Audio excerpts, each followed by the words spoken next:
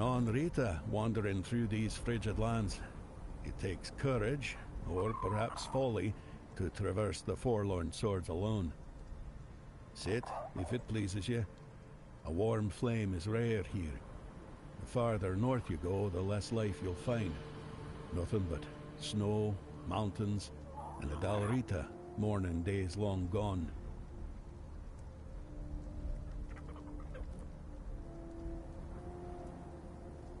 I'm an old Dalrita. I couldn't care less anymore. You, though? You look like someone who's never had to scoop snail roe from a fiend's guts. My advice, leave them be. And if you're fool enough to poke one, run like hell while you still can. They tend to explode. I am Vati. Little else of me is worth knowing. Yet, you asked as though you seek some greater tale. Not in my case, stranger. I'm just an old man, exiled from a tribe long ago. You, however, seem sharp, strong, and you're not from here. That much is clear. Now, it's you I'm curious about. So tell me, what brings you to the Forlorn Swords?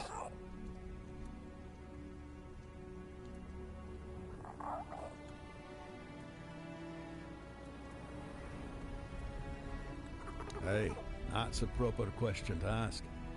And perhaps there's no better place to lose oneself entirely in such a quandary.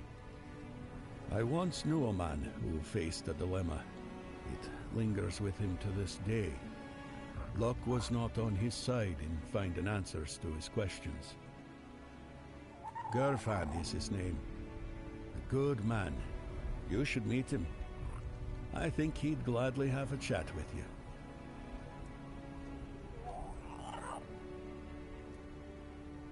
Camelot. They butchered almost everyone from the Gunvaldir tribe.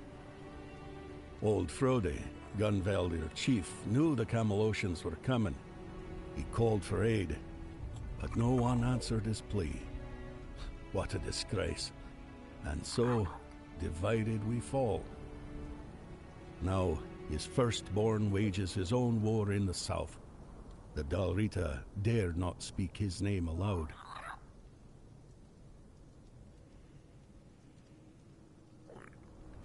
Okay. They call him One Eye now. The last I heard, his people had taken the Temple of the All-Mother. Among the Dalrita, there were rumors that their giants had begun to stir. Hard to say how much truth there is to it. Look for yourself. Still sleeping like the dead. Camelot may have feared it, though. A wakened giant would have been just another burden on their already troubled heads. And royalist heads seem far less suited to carrying burdens. That's how I see it. Here? No. What happened here was a slaughter. The battle itself was fought in the fortress, but I wouldn't advise going there. Folks lose their wits there. For as long as I recall, restless Dalrita lingered within its walls, kinless or destined to leave heirs that would not remember their ancestors. But then the Gunvaldir decided to look after them. They claimed the fortress for themselves. No one objected.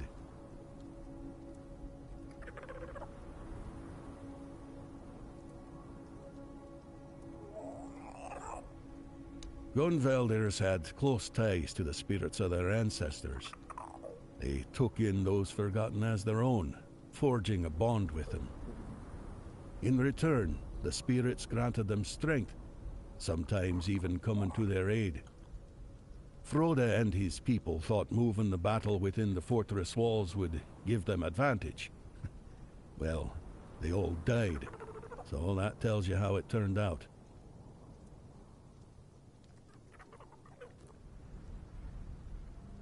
The only tribe living close enough were the Ulfar, but trust me, most would rather raise a toast to their ancestors than meddle with their spirits. Let the dead remain dead, as they say.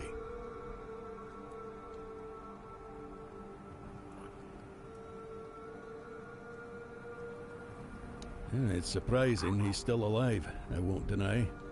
But I understand how he gathered loyal warriors. The mood in the tribes is sour. Some have had enough. They break away and rally to the banner of the proud warlord. A madman's fight against the oppressor. A romantic vision, isn't it? I was once a scribe, and true to my calling. I live in the past, stranger. I won't tell you anything of value, just old tales and bygone days. I have little contact with the tribes these times. The words of an exiled Darita carry little weight, same as his name. You'd be better off discovering things for yourself, believe me. It will be a far greater lesson than anything I could ever tell you.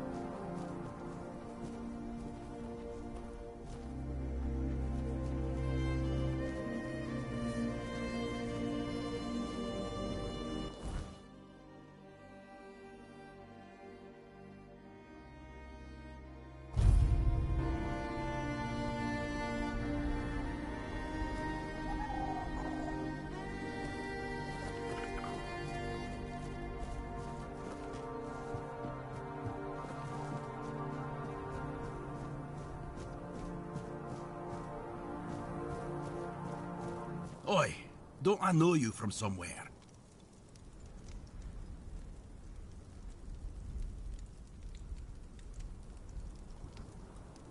Aye, that's it. I knew you looked familiar. It's good to see a fellow survivor from that cursed hole. Tell me, friend, how did you manage it? That hooded fellow helped you, didn't he? I need to know everything.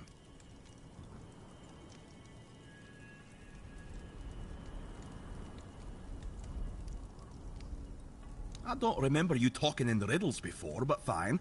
Have it your way. Good on you for making it out of there. So tell me, what's happening in the wider world?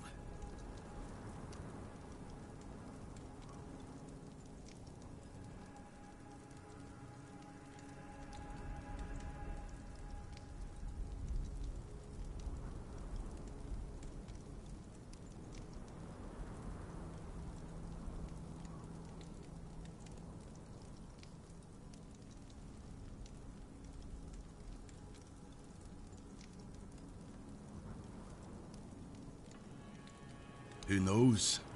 I wasn't here when Camelot attacked my tribe. I was already rotting in the asylum. If I had been, they wouldn't have pushed us back to the keep. Or maybe I'd have died an honourable death. I only know this. Thrigve forbade it. And the Ulfrats obey him like hounds chasing their master. Even now, in his current form.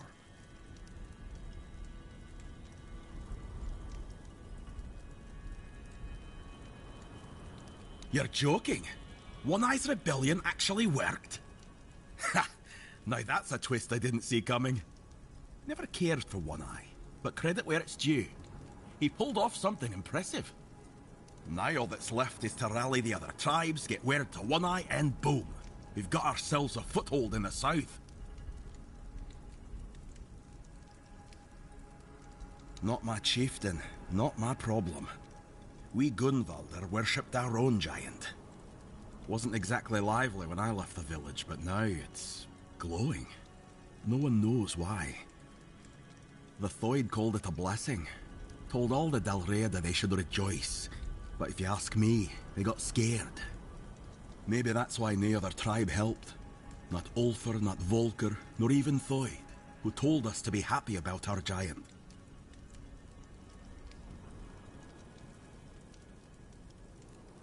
Good. It's about time. These tribes have had their heads so far up their own arses, acting like their problems are the only ones that matter. Well, who doesn't have problems, eh? Back in Arthur's time, we stood as one. Now, we're so damn stubborn we can't see past our own noses. It's bloody senseless. Sounds about right. That's why I wanted to get back to my own people. Why should I risk my neck for outsiders? They've always treated us Dalriada like we're some necessary evil. Sure, they're nice enough when you're useful, but once it's over, they look at you like you're a stray dog. Nay, thanks. Dalriada will always be Dalriada, even if they're not my own tribe.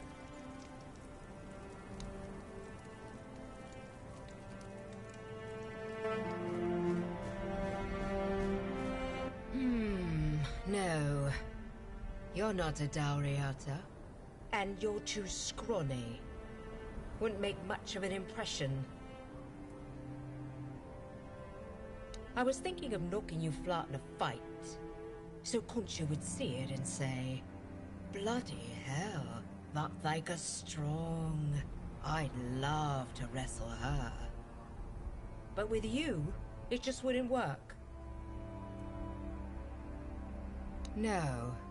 This needs someone with a bit more meat on their bones. But thanks for the offer.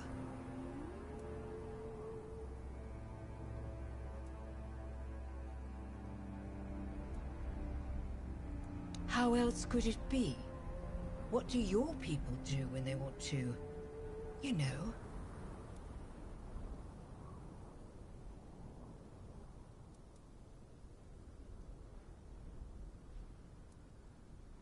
Handkerchiefs? Like he's got a cold? How the hell does a handkerchief show him I can fight? Well, I could give him a good wallop.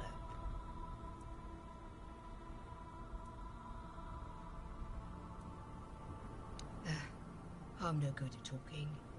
I'd forget what I wanted to say. And he'd think I'm thick. He probably already thinks that, with me just sitting here, staring at him.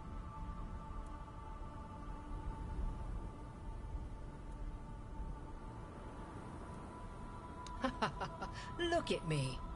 Can you picture me writing romantic letters?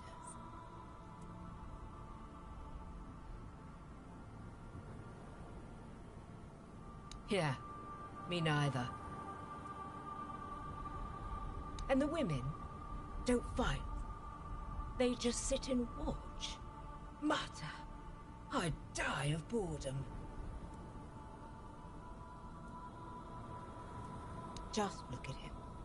Those shoulders, like he could tear limbs off. Those massive fists must have crushed dozens of skulls. And the scars. Look how long and thick they are. He's taken so many blows and he's still walking, breathing, like nothing ever happened. What does that matter when he's as strong as an Ulfr? Sure, there are things he still needs to learn about us, but I'd help him with that. Our chieftain, what's there to say?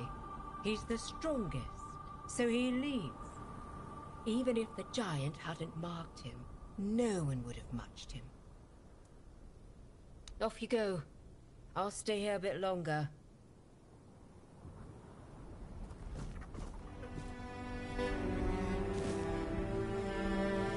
So tell me, What's happening in the wider world?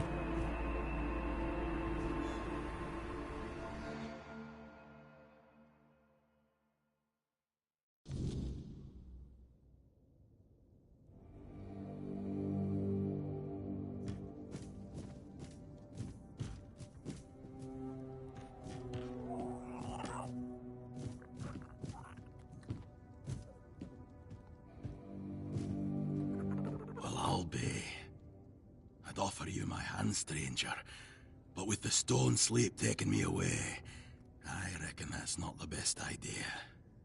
Still, I'm glad to see a new face before I leave this world behind. Especially someone with such a rare way about them. My name is Noleg. You're the last living soul outside my kin to hear that name.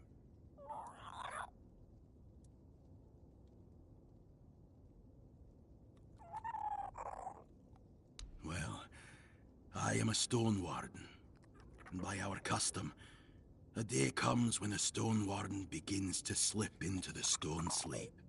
We give ourselves to the ore. Stone our forebears carved through for ages, raising halls and strongholds from its heart. We become yet another monument to the forlorn swords. Oh, no. I'm just fine with how things are.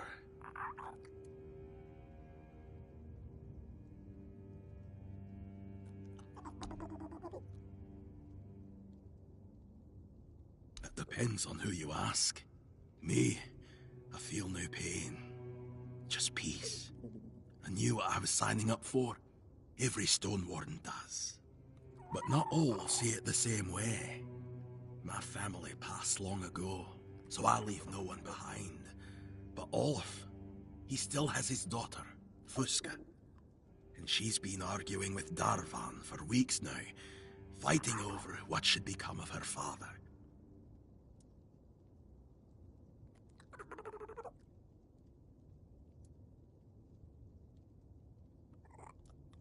It's a deeply personal thing, different for everyone.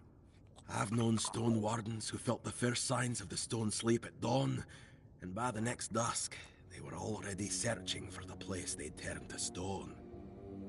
And I've known others where it took years. There's no rule to it. I don't count the days anymore, but I can feel it's nearly time for me to choose a place for myself.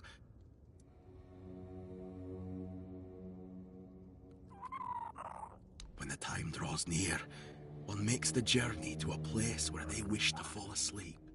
And finally, when their body can no longer move or feed itself, their kin tend to them, feeding them, offering water, leaving gifts, and keeping vigil as the sleep takes hold.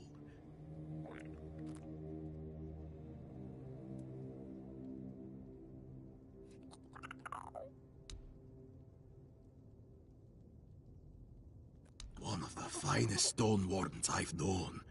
Had a habit of diving headfirst into any hole he spotted underground. Nothing could stop him. Fusca doesn't agree with our tradition. Understandable. She doesn't want to lose her father. But the poor girl doesn't understand that being called to the stone is the highest honor for a stone warden. Darvan is the leader of the Stone Wardens, and right now, maybe the most important man in the tribe, since Tryggva's no good for anything anymore. You tell me. I don't know what it is exactly, but there's something different about you. They say the stone sleep makes folk more attuned to the rare and unusual things in this world. Seems you carry one of those in you. Let's not talk nonsense, all right? Farewell, traveler. It was good to see a new face in the Ulfer village. Who knows? Maybe I'll still be around to see your coming bear some fruit.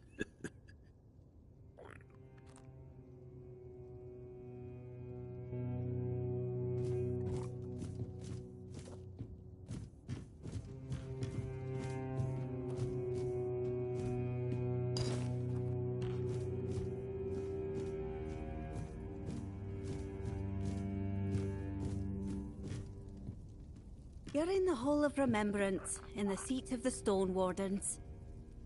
My name's Ast. I look after this place. Try not to make noise, or touch anything.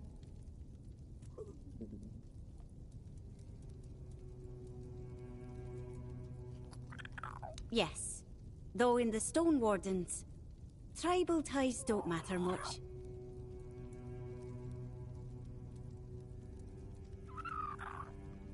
Yes, it's a hole where symbols of remembrance for our ancestors are kept. Oh, all sorts. Best if you take a look yourself. You're here, so I probably can't tell you more than you already know.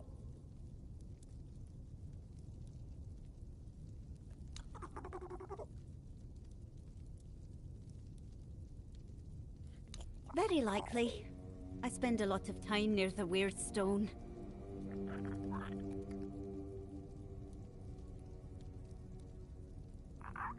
That and weird steel, yes. But it takes time.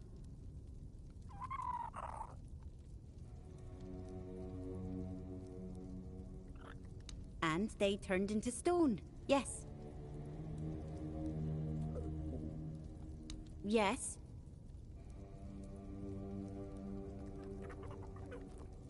They were. As well as master craftsmen. Old Eirg, who was the first to describe the properties of weird steel.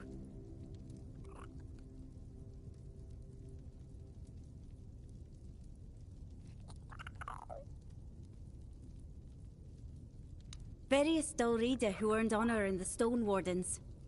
I don't know if their names will mean anything to you. All right. That sculpture is Glimhildir Ironfinger. Ring any bells?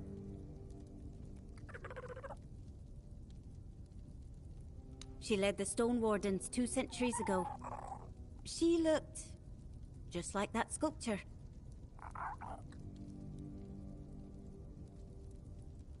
That's a likeness of Magnar, known as Flint Magnar. One of the greatest masters of shaping weirdstone. They're not statues. They're Dalrida, who've entered the stone sleep. The name says it all, really. It's the sleep Dalrida fall into at the end of their lives, when they turn to stone. I keep things in order. and I guard this place and the memory of the Stone Warden's history. Goodbye.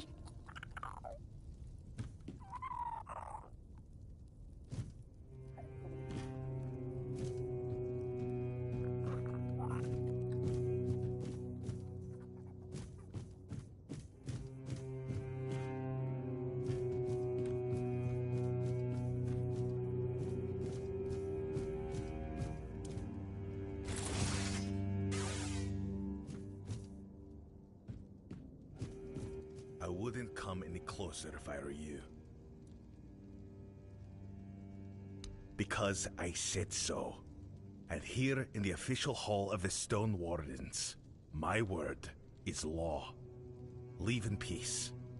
I'm not granting an audience. Ah, your powers of observation are truly impressive. A nice piece. I recognize Gavor's design. Is this his way of telling me you're worth my time?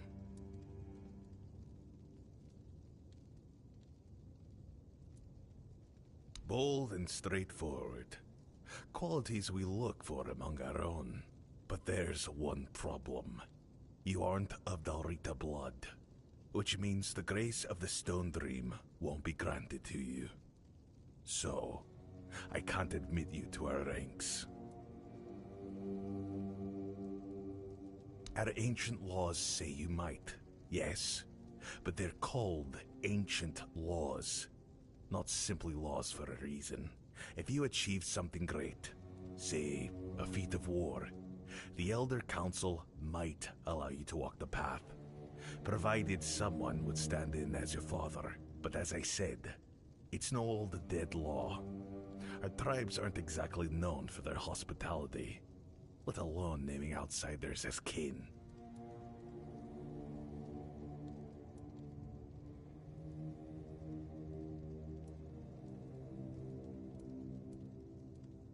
Once, yes, Camelot had written him off, and he joined the knights that never came. Their tomb lies here, at the Forlorn Swords. He never returned to Camelot because he embraced our ways and chose to stay. No surprise he didn't feel like going back to the capital. Don't fool yourself into thinking you'll repeat his story. He barely completed his path, and not a single one of our women would lie with him. And so, that night's line ended.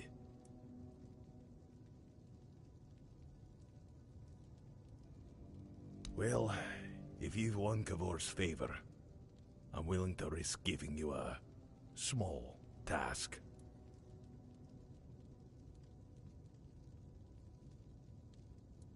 To prove your worth to the Stone Wardens, you must find a weird stone vein. I assume you know what it is. It used to be the first task for any prospective member of our Brotherhood. These days, most deposits are depleted, so the task is a bit harder. I can tell you where to start searching. There was once a rich vein in an old mine to the north. It may yet run deeper. We abandoned it a century ago, so I can't say exactly what you'll find inside, but I can guarantee you'll find something. And on that note, if I were you, I'd bring my best weapon. Until next time.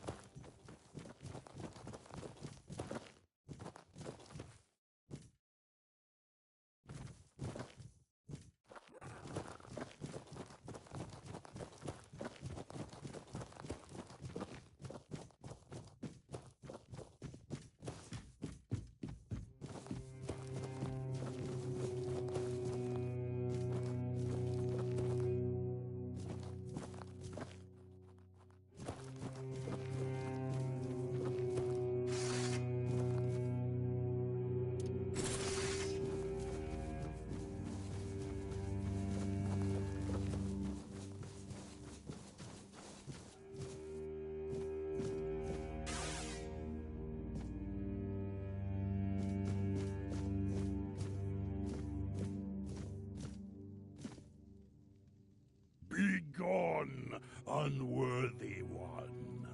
No one has the right to challenge Trigva the Unbeaten to a duel without the blessing of the Ulfa tribe.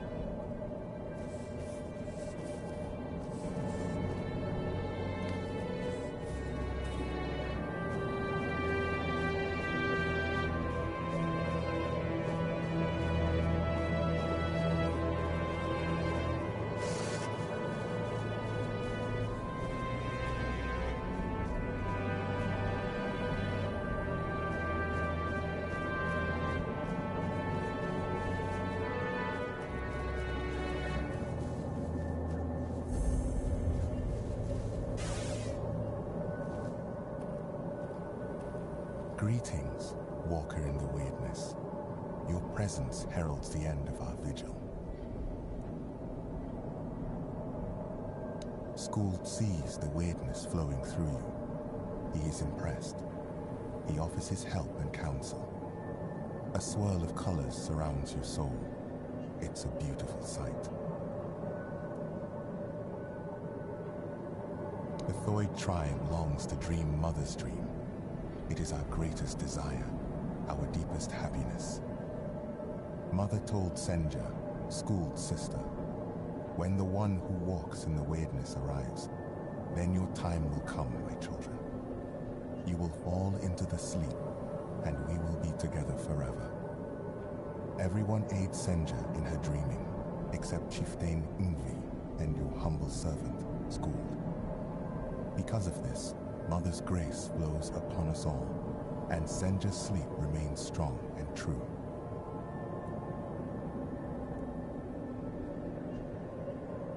Yes, Walker in the Weirdness.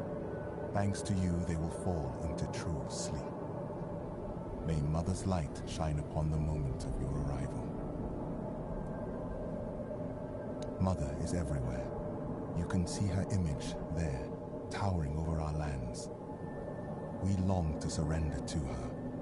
In her warm embrace, we will find eternal shelter.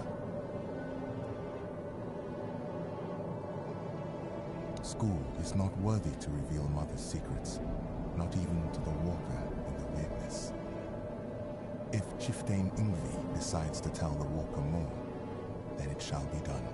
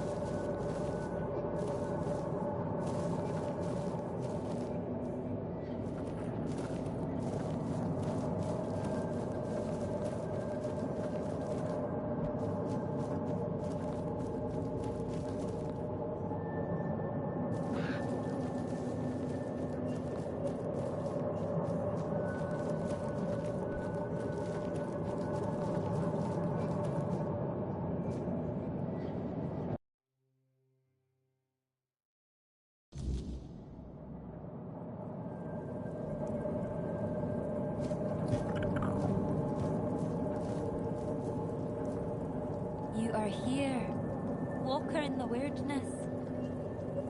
Your arrival heralds change. I am Ingvi. May my stature not surprise you. For the Thoid, it is what you bring to the tribe that matters. I bring myself, my skills, and my devotion. I am my tribe's servant. I've heard the voice, but I cannot answer its call. The members of the Thoid tribe are preparing to fall into sleep, and it is my duty to ensure their safety while they do.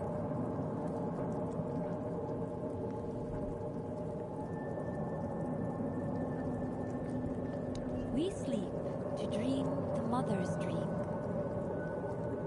It is sacred to the Thoid. Until now, only Senya has dreamed, and before her, a long line of devoted and sensitive Thoid warriors. Through the dream, we commune with our guardian giant, the one we call Mother. Now Mother wishes for all of us to join her. She promises to protect us from the weirdness.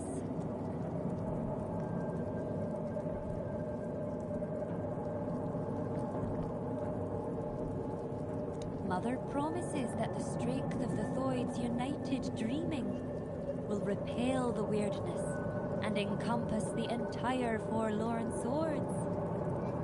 By embracing the dream, the Thoids will protect not only themselves, but all of the Delrida too. The Thoids have long believed the world is heading towards self-destruction, and we are now on the brink of the end times. If there is a way to prevent that, we will do everything in our power to make it so.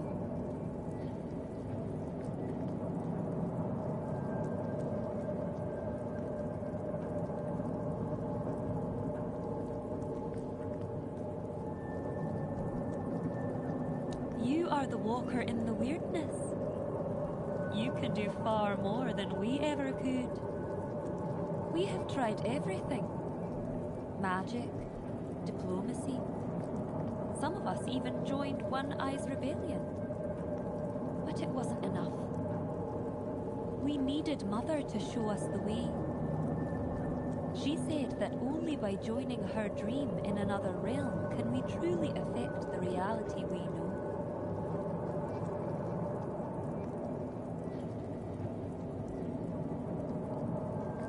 We are not sure. But we have faith. It has to be enough.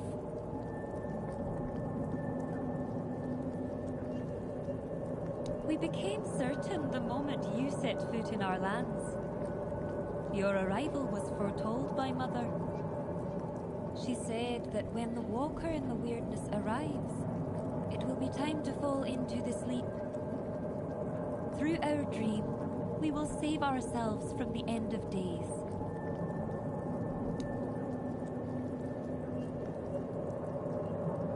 The Gunvalder tribe did the same. They worshipped their giant too. We believe King Arthur entrusted us with his crown for a reason. There's always been a special bond between the Delrida and the giants, going back to the Age of Legends.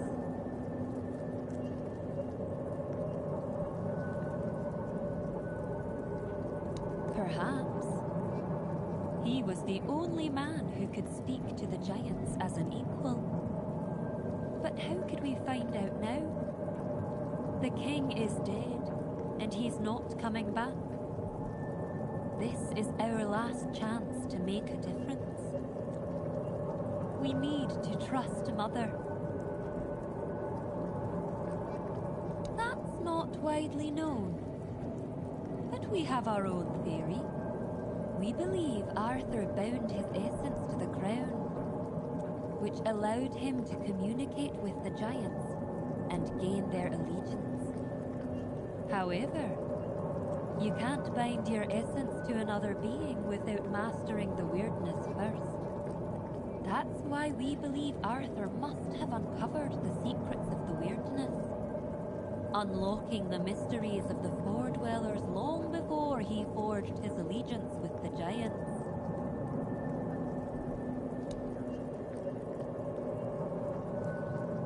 How do you think you can help us? Can you do more than walk the weirdness? Can you walk through dreams too? If that's the case, I won't stop you from entering. Mother will decide if you're of use to her. But don't you dare harm her, even if you can. If you do, you'll have the entire Thoid tribe against you. That much I'm sure of.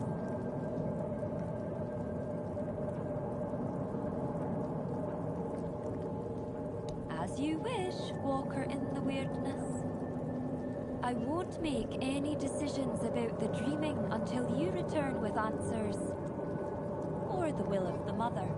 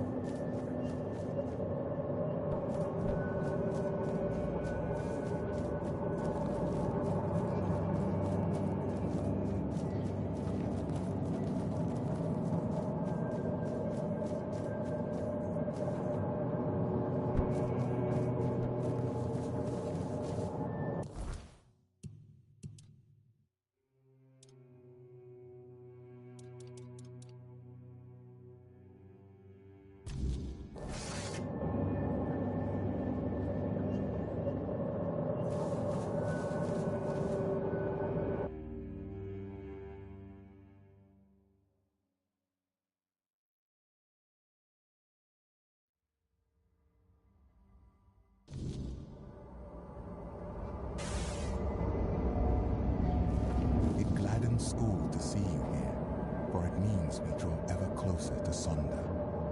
Behold the dreaming, our true home. Walker in the weirdness. As I greeted you in the waking world, so do I welcome you once more.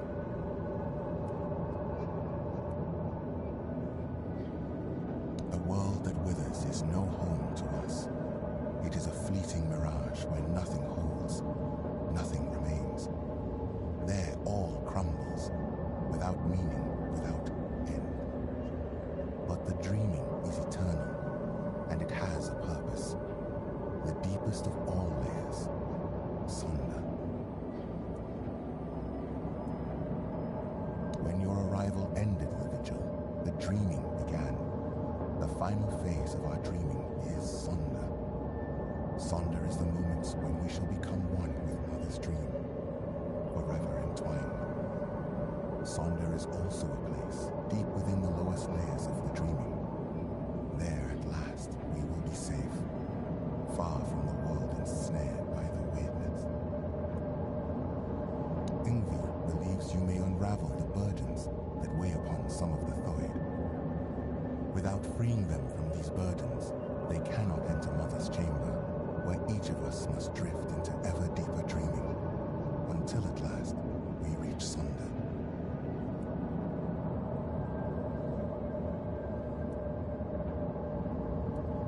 Ingvi's burden is to guard the village of Thoid, to safeguard Mother, and to ensure that all members of the Thoid tribe journey towards Sunder. She awaits the right sign. When it comes, only then will she choose her fate. Life, unfulfilled duties, feelings that tether the soul, keeping it from sinking into the dreaming's embrace. Each of us carries burdens. Once, we of Thoid would end our vigil and return to wakefulness, striving to cast off these burdens through life itself. But your arrival ended the vigil.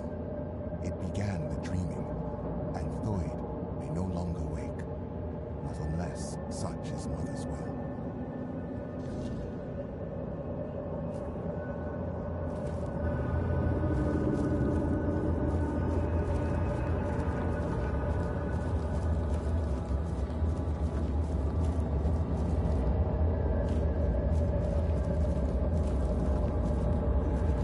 You, don't just stand there. Help me find Veilkin. I know that filthy swine is hiding somewhere around here. We have to find him. They call me Alfhild. I have sworn to watch over Sinja while she dreams Mother's dream. Now you know who I am, so help me find Veilkin. A filthy beast. A mongrel who tried to put his hands where they didn't belong. Oh, how I wish I had cut them off when I had the chance. But he fled. And now he's entered the vigil and I will not let him go any further. If he dares try to harm her again, I swear... Senya! I swore to protect her. But I failed. I chased Veilkin from her bedside, then from the tribe. But he still managed to worm his way into the vigil. I need to find him. As long as he's out there, Senya will never be safe, and I will never be able to join her in Sonder. Because I saw him. I tried to give chase, but he's surprisingly good at slipping away in this place. He cannot be allowed into Sonder. There is no place for the likes of him among the dreaming. His very presence would be like poison. Good. I'll wait for you here. Bring me his head so I can finally dream in peace.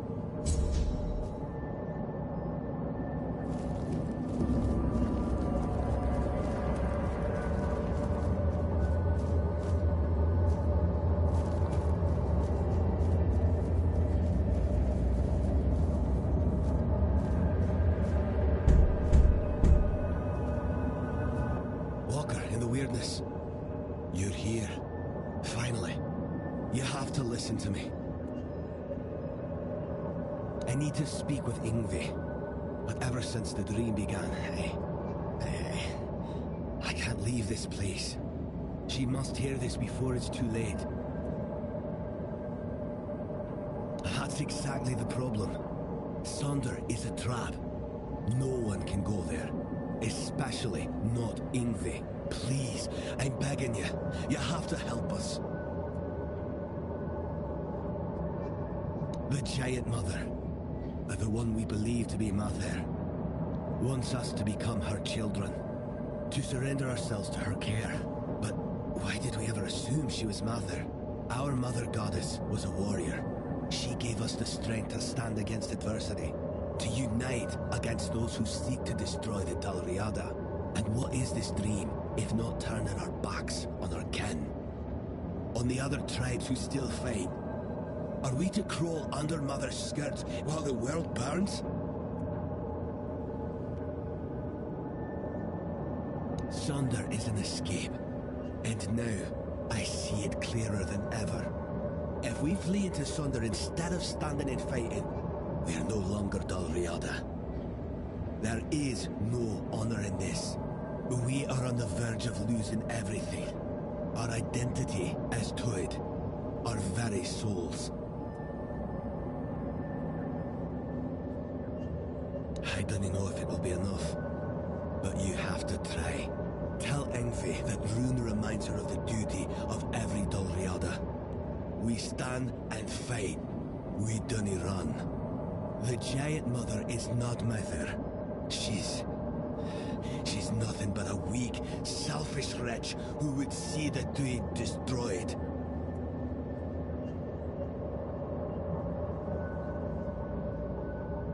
I know my plea must sound desperate. If you grant my request, I'll enter Sunder. I'll be thrown into it, whether I want it or no. But if that is the only way to save the tribe, then I will do it. I will sacrifice myself for them.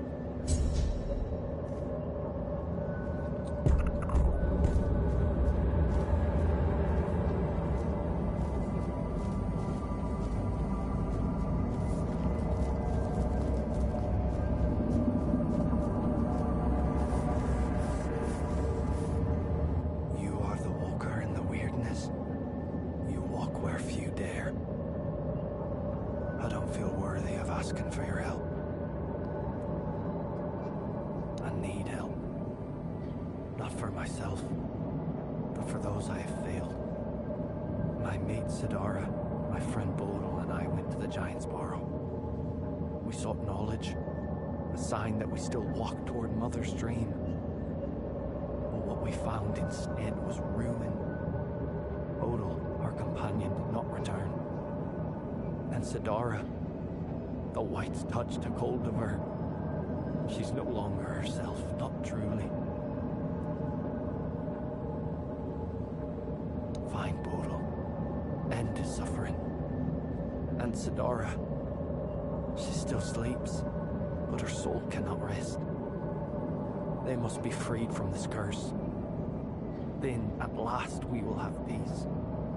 We will join Mother in her sleep. Odal's earthly vessel might still be in the White's lair.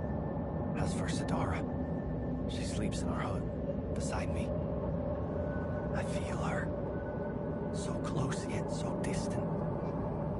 Please, bring back my loved ones. Free their souls. Then, maybe we can find ourselves again. Join the Mother.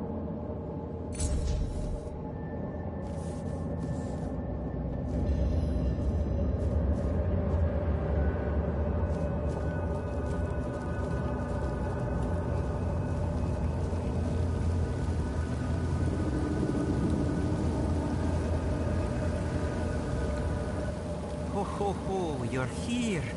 Munvarth knew you'd come, even before we headed to the Mother's chamber.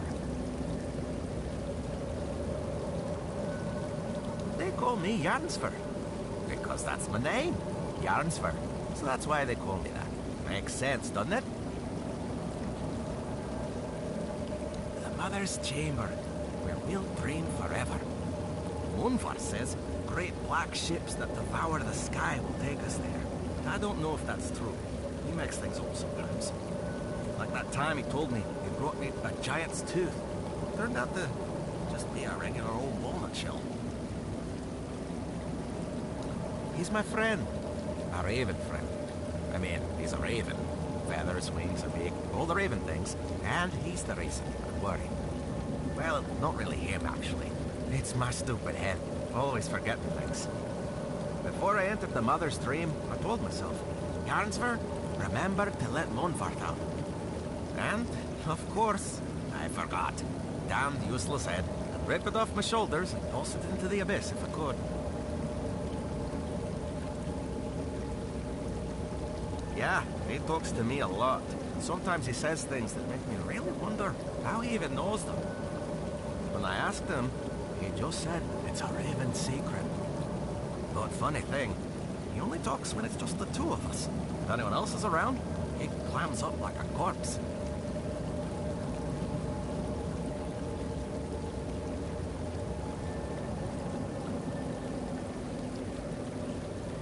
You know, that could actually be it. I mean, I never thought of myself as a mystic. I always figured I was just spouting nonsense. Maybe I'm actually speaking in mysticisms. Oh, that would explain why I forget everything. My head is filled with mystical secrets beyond mortal comprehension, and there's no room left for mundane things.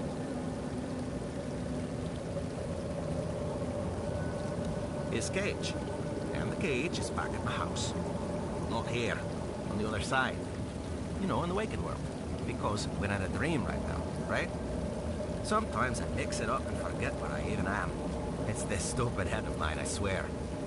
If Munvar stays in that cage, he'll starve to death. I left him food, but not enough to last a lifetime. Well, I mean, it'll last a lifetime. Just a short one. You don't have to rub it in. I already feel bad enough. Not only did I leave him, but as long as I carry this worry, I can't go deeper into the dream. You will. I do it myself, but I can't go back anymore. For Doids, dreams are a one-way journey. Both Munvarth and I would be forever grateful. Here, this is the key to his cage. Works like any key. Just stick it in the lock and turn it. Hope I can travel back to the Waken world. And please, make sure to apologize to Munvarth for me. Did you manage to free him from the cage? Of course, I'm not rushing you. But it's probably best to do it before my friend starves to death.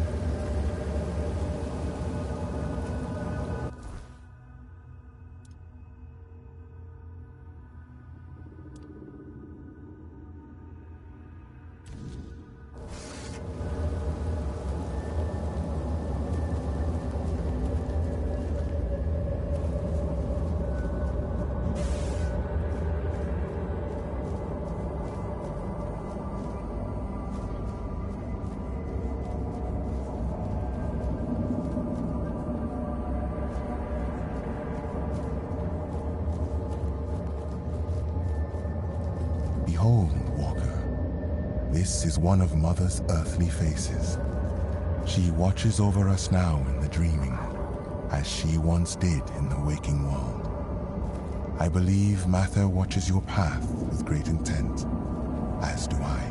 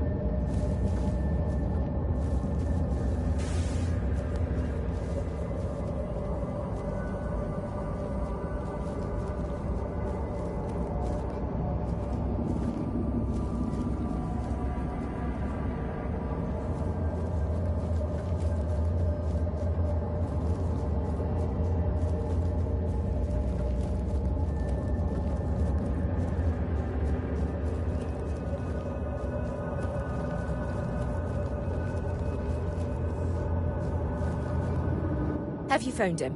Have you killed him? Oh, thank Mother. Senya is finally safe, and now I can see her again. Thank you. Wait, Who are you, exactly? You look like an outsider, yet you entered the dreaming.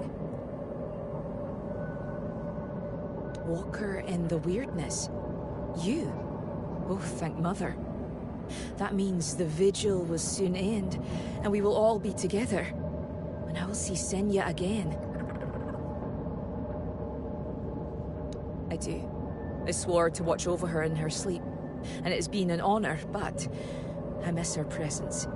I miss the sound of her voice. She's so still when she dreams. I wish she would smile again. Have a good sleep, I guess. Thank you, Walker in the weirdness.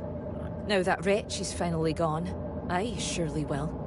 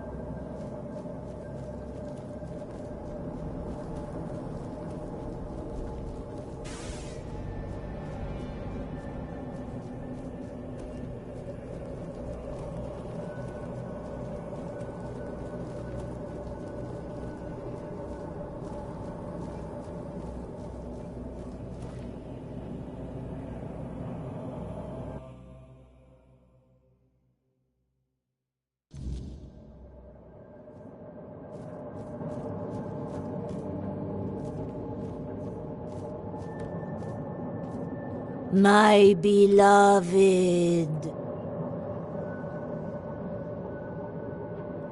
The throne.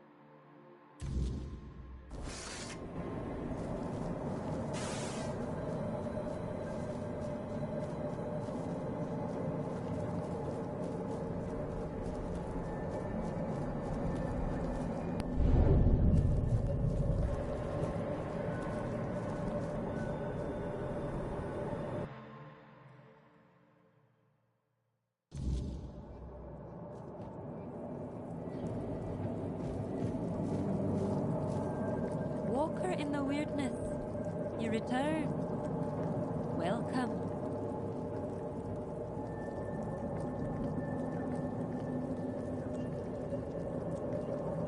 Ah, Runa. I suppose that means you simply must tell me whatever it is, just because it is his wish. He has told you, I hope, how much he longed to become chieftain. He tried everything to be chosen. One of those attempts nearly cost me my life. But among the Thoid, ambition is one of the gravest sins. That is why I was chosen as chieftain. I was the only one who did not seek it.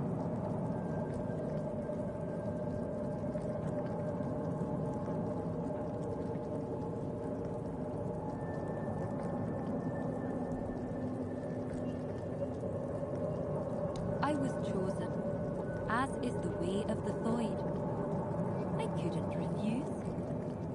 It was the will of the tribe. As for Runa, he would have thrived as an Ulfric. I have no idea how he managed to pass our trials. Whatever he's asked of you, know this. Runa has his own reasons for stirring up trouble. So tell me, what is it this time?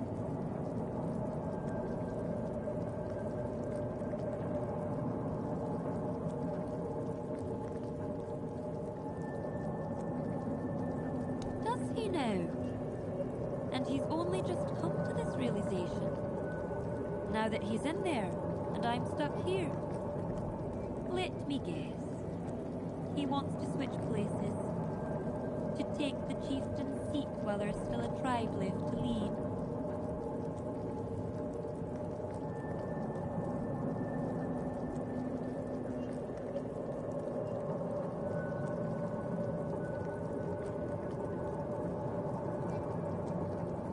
Sacrificing himself for the tribe. That is unlike Runa. It does make me wonder. You don't know Runa like I do. He would never do anything that doesn't serve his ambitions. But entering Sonder goes against his desires. And if someone like him acts against his own nature, it's worth considering why. The difference between us is that I face my challenges, while Runa flees from his at all costs. Taking him at his word would be naive, but I cannot ignore what he says. I bear a great responsibility. On the one hand, there is the myth the Thoid have followed for centuries. On the other, my own doubts, and the opinion of a man who's known to work against me. Tell me, Walker in the Weirdness, you do not share our burdens. What would you do in my place?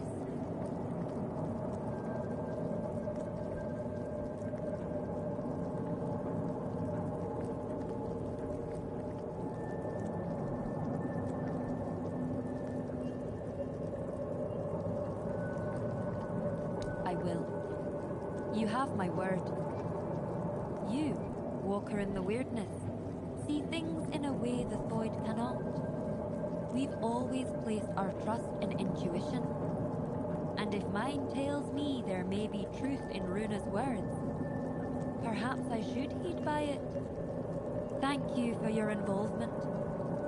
My duty as chieftain is to hear the voices of my entire tribe, even those who are not respected, like Runa. You may leave me to my thoughts now.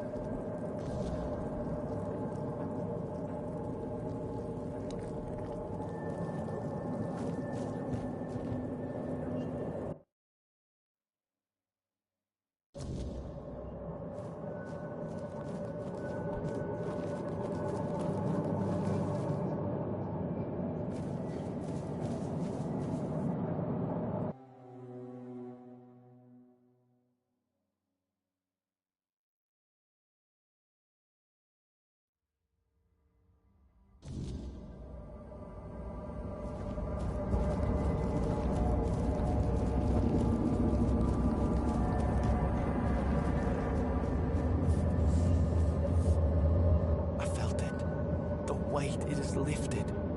Their souls are free, and now there is only one more task to be done. You must send me to her. Wherever Sidara may be, I will follow. And I know we will be closer to Mother then. More than I have ever been.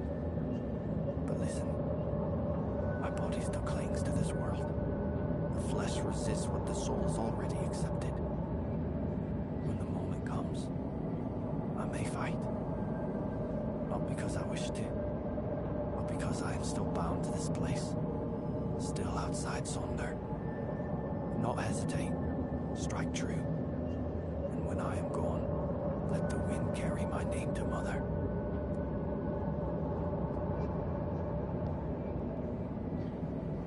Thank you for understanding. For not making this harder than it must be. Let this be the last battle I ever fight.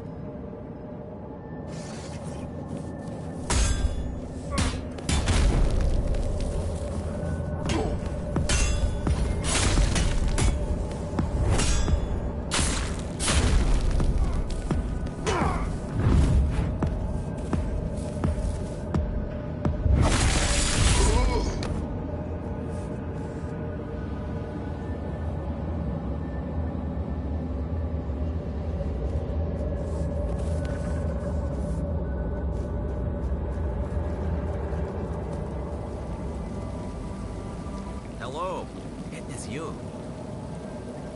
Did you manage to free him from the cage? Thank you. I hope he finds a new home, or at least some other ravens to keep him company. I can already feel my burden lifting. Now I can join Mother and send you in your chamber.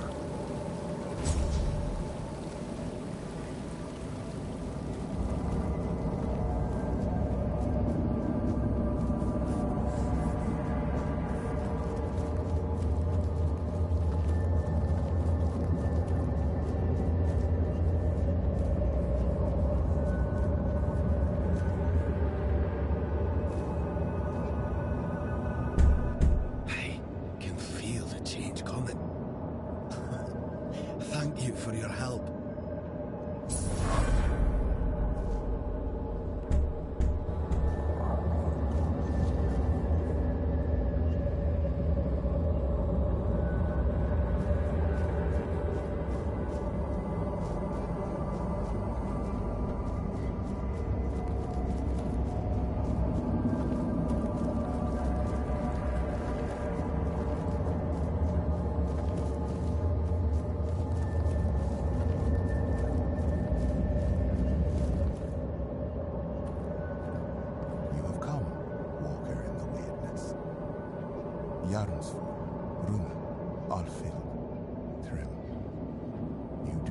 Grasp the weight you have lifted from their shoulders. No matter how great or small their burden, it still bound them, kept them from journeying towards the deepest layer of the dreaming. But now they may step into Mother's chamber, and you shall be granted this privilege as well. After all, this is why you are here, is it not?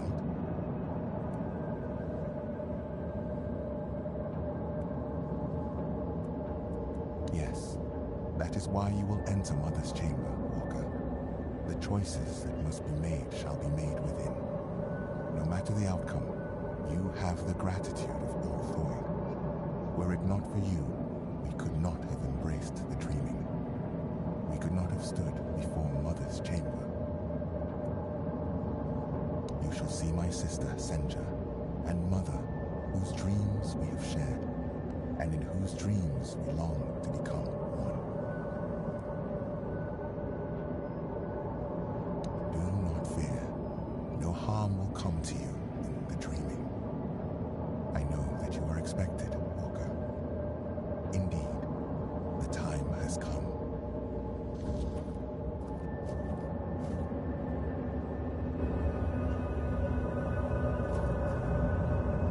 Yes?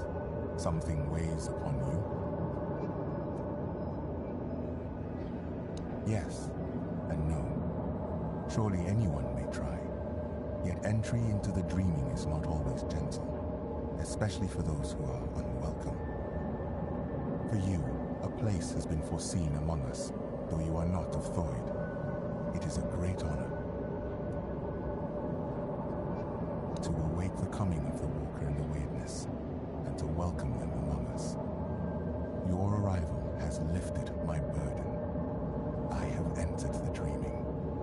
Skuld shall be your guide, Walker, should you ever have need of one. Yes, Skuld knows him. Theroth was once a valued Thoid, but he chose another path. By his own will, he abandoned the tribe. He is no longer one of us. He shall not see Mother's chamber, nor journey toward Sonda. He entrusted himself to the mission of Convalder's son, the one now called One-Eye. It was his right to choose. The dreaming is not for all. Let the dreams guide your path.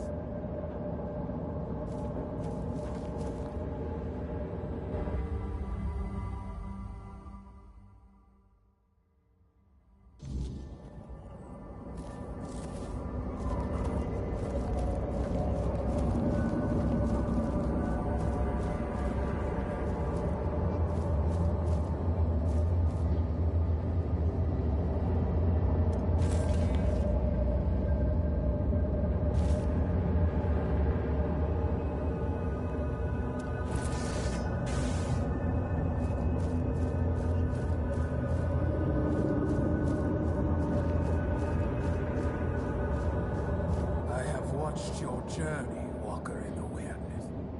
I saw how you helped the lost Thoid children face their burdens, the weight that kept them from entering this chamber.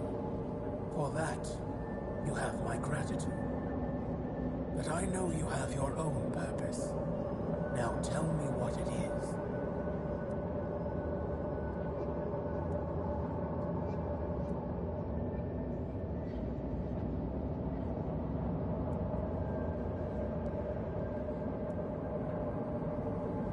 I welcomed you as my guest, so I will grant you this privilege. Ask then, Walker in the Weirdness. In your tongue, you might call me Moonrose. I was known as the Giant of Bloom and Ash. I stood beside my brothers and sisters as they entered this world, and I stood beside them when they faded into eternity, guiding them on their final journey.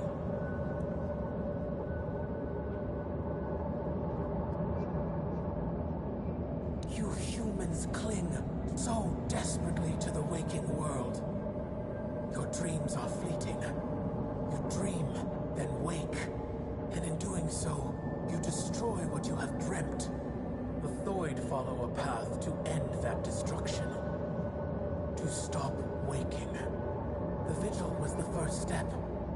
Those brief visits prepared them for a reality beyond the waking world.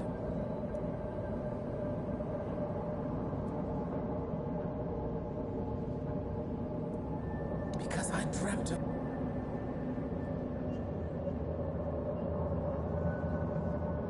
You bring change. And in the waking world, change is the greatest force of all. The human child, Xenia, the keeper of my dreams, delivered the message to the Thoid. With your arrival, the dreaming would begin, and their final burdens would be cast away.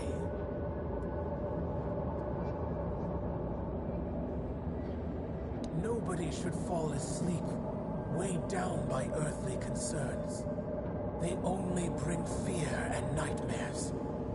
And there are enough of those in the waking world. They have no place in the dreaming.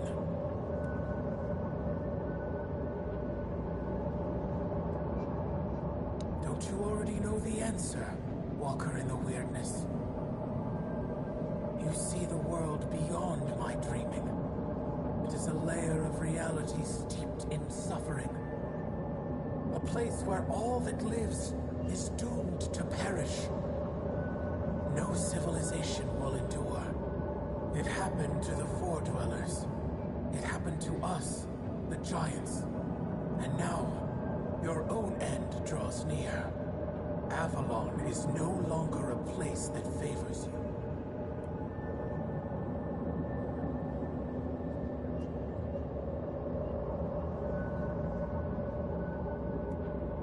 The Avalon you know is falling apart. Its collapse began the moment you humans set foot on this island. Your presence brought conflict, and that conflict has irreparably weakened the very foundations of this land's reality. For a short while, you delayed the inevitable. You found ways to buy yourselves more time. Even those are failing now.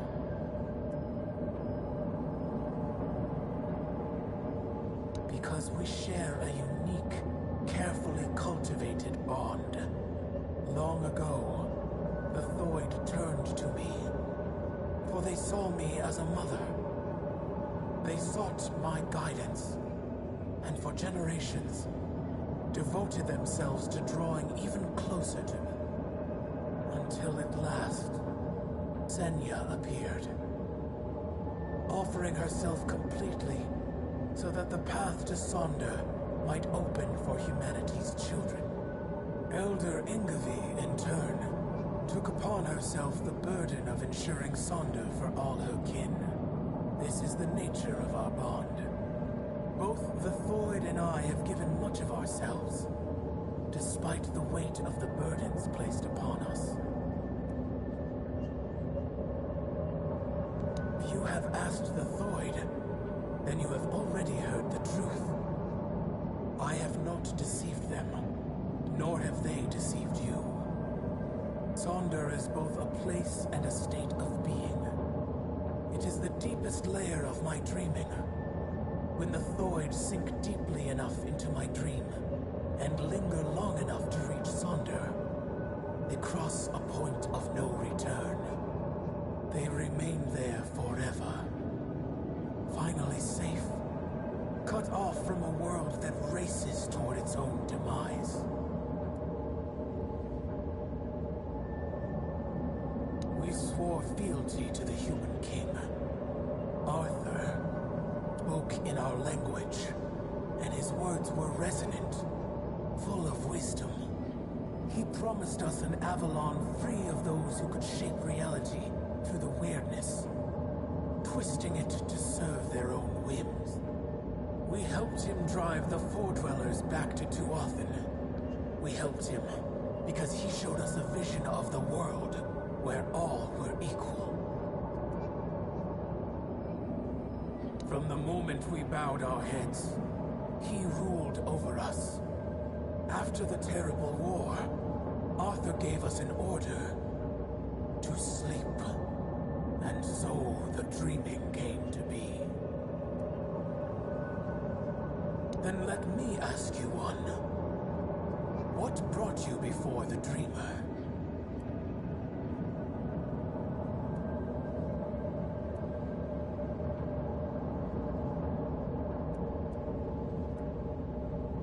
So you have chosen to follow the voice of the tribes and his fading hope. Gerfan, a man who so desperately wished to be a unifier, who carries such a deep thirst for retribution, while I strengthened my bonds with the human children of the Thoid tribe. I learned much of his mission.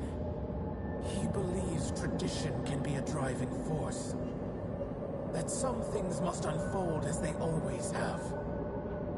That is why he waits for Ingavi. But Ingavi's place is here, among us. And when her kin entered my chamber, the Thoid Elder's burden was lifted. She has no reason to remain in a world crumbling into ruin, all for the ambitions of one old man.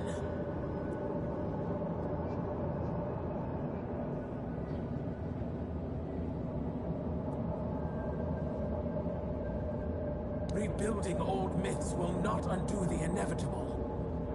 The past is a graveyard, Walker.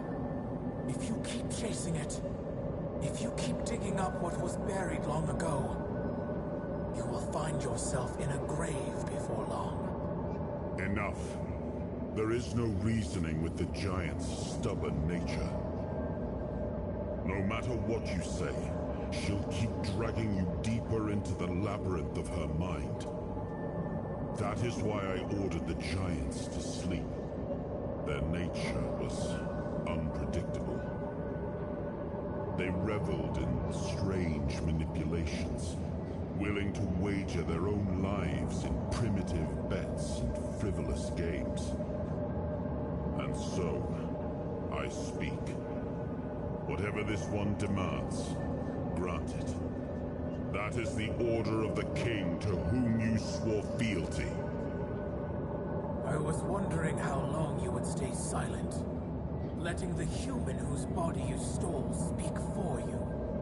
You have lasted surprisingly long. I suppose emptiness and oblivion have taught you some humility. Nevertheless, greetings, Arthur. I am glad I have finally dreamt of this moment. The moment I can tell you, face to face, that everything is your fault. Avalon is falling because you existed. Because you continue to exist. This is also the moment I accuse you of murdering my children. And the children of the other giants. Your human king got to know us well. When he ordered the giants to sleep, he knew that our children could not dream. Dreaming is something giants grow into with age.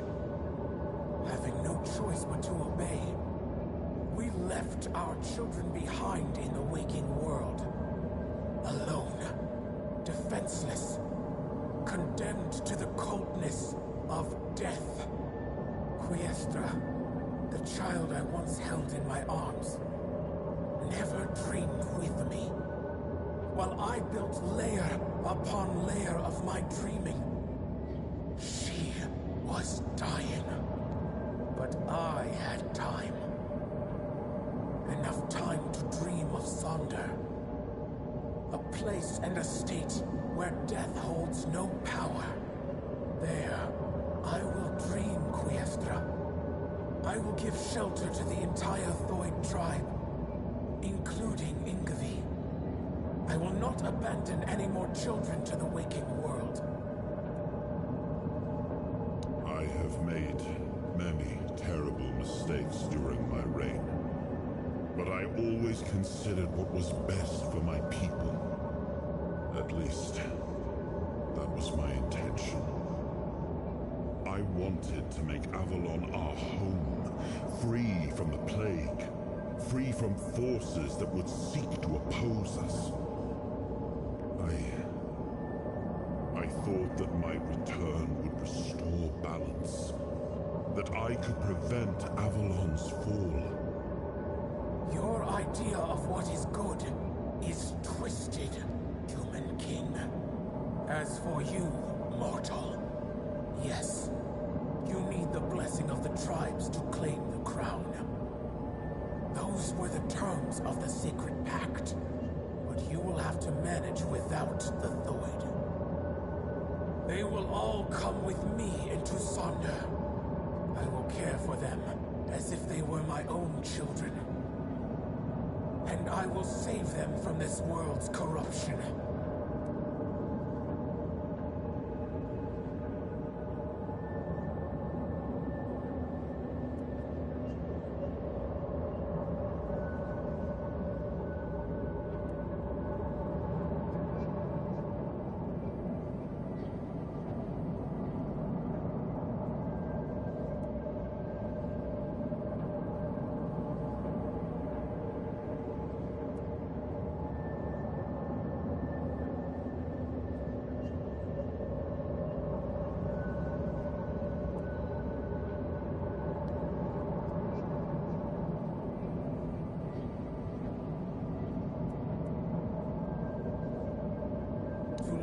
Sonder, knowing my brothers and sisters have been freed from an order given centuries ago. Tempting. But as for your words, human child, how can I be sure you'll follow through on this decision?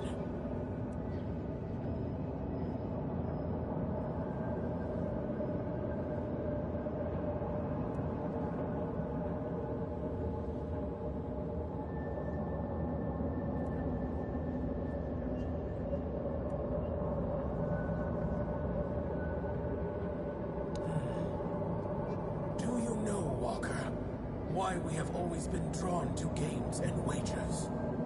Why we were willing to stake our fate on the roll of a die.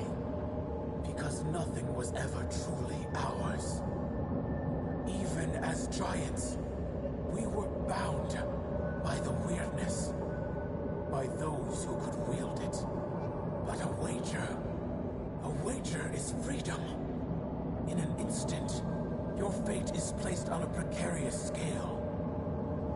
It is the only law that does not enslave. It allows a choice. And so, of course, I accept. Even if I never see the outcome, I will dream of all the possibility. I release Ingavi from her journey to Sonder. May she carry the burden of the Thoid who remain in the waking world. But you... leave now, and let us dream.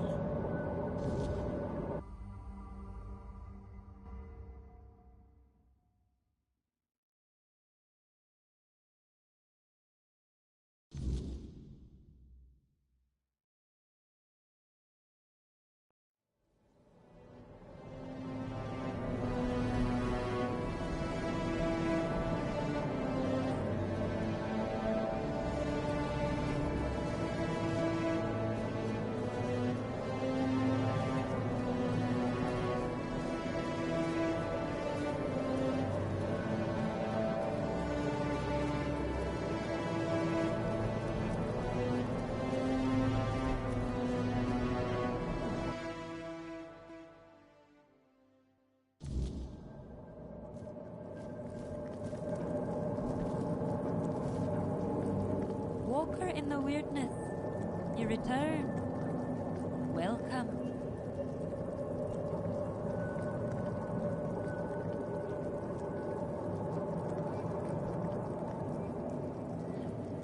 I don't know what to say.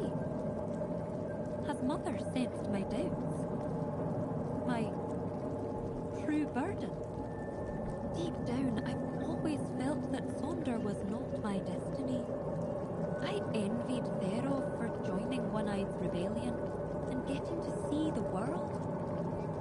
I envied Taranis for his work with the Alchemist's Guild.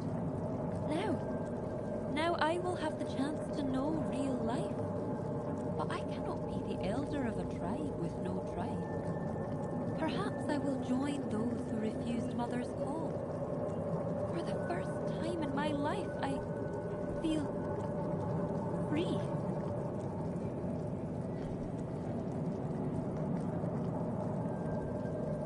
I don't know how Gerfan will react to an elder without a tribe, but, well, he summoned me, so I will come. There is a reason why the Thoid made me their elder. My power, despised by the other Delrida, is truly unrivaled. And on the battlefield, a skilled Thoid is worth 10 Volker warriors steeped in Mather's fury. The Thoid. We have long been divided between those who follow Mother and those who were deaf to her call. Or at least, that's what we believed. That they were cowards, unfaithful, ungrateful wretches. But I was never convinced by those words. To me, they were simply brothers who dared to walk their own path, even at the cost of eternity. Deep down, I admired them. I am still Thoid, and I am young. When I come of age, I can bring more Thoid into this world. Perhaps even with the help of those who return home one day.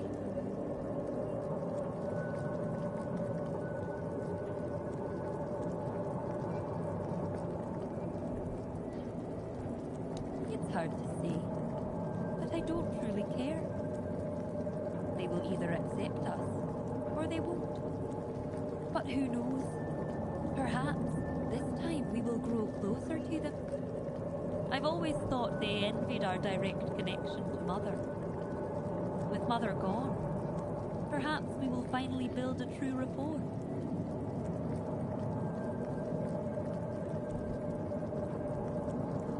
I am certain they will be. They will believe what they choose to believe. It will be a new beginning. My role as elder was to guide the Thoid of old to the dreaming. But those who come after them will live in the waking world, and I will guide them too. At last, I will be allowed to grow up, and I'll admit, I cannot wait. I know I will always wonder what Sonder would have been like, and I know my heart will grieve for my kin. But something tells me this path is not closed to me forever. If there truly is a place we go after death, perhaps it is Sonder. That would also align with Runa's claim that Sonder is a trap, and that, in truth, everyone dies before entering Sonder. Maybe he was right. If so, then when I die, my soul will awaken in Sonder. I will see my tribe again. And finally, I will meet Mother. That is what I have decided to believe. See you at the moot, Walker in the Weirdness. Thank you for everything you've done for us.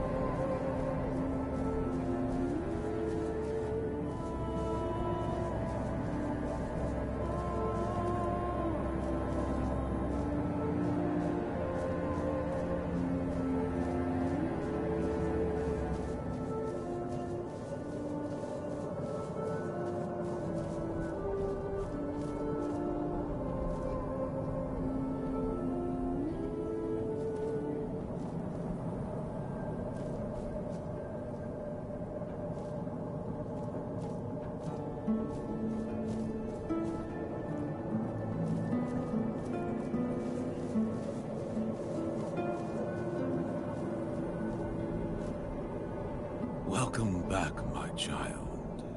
You have served me well. Now that the stray crows have been plucked from our ranks, I am finally ready to make the ultimate sacrifice. The time has come. The children of Morrigan shall rise from the shadows and claim the throne of Avalon. All shall serve Morrigan or perish.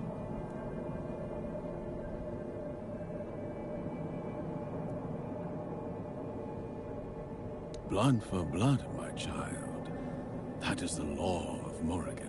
With every crow you cut down, you strengthen me in her eyes. The rivals are gone, the false ones purged, and now there is only one step left. You and I must duel. Your blade against mine, your will against fate itself. And when I stand victorious, Morrigan shall be reborn, her strength fully restored. Avalon will kneel before her. The true ruler will rise, as always meant to be. And you will have the honor of being the final offering.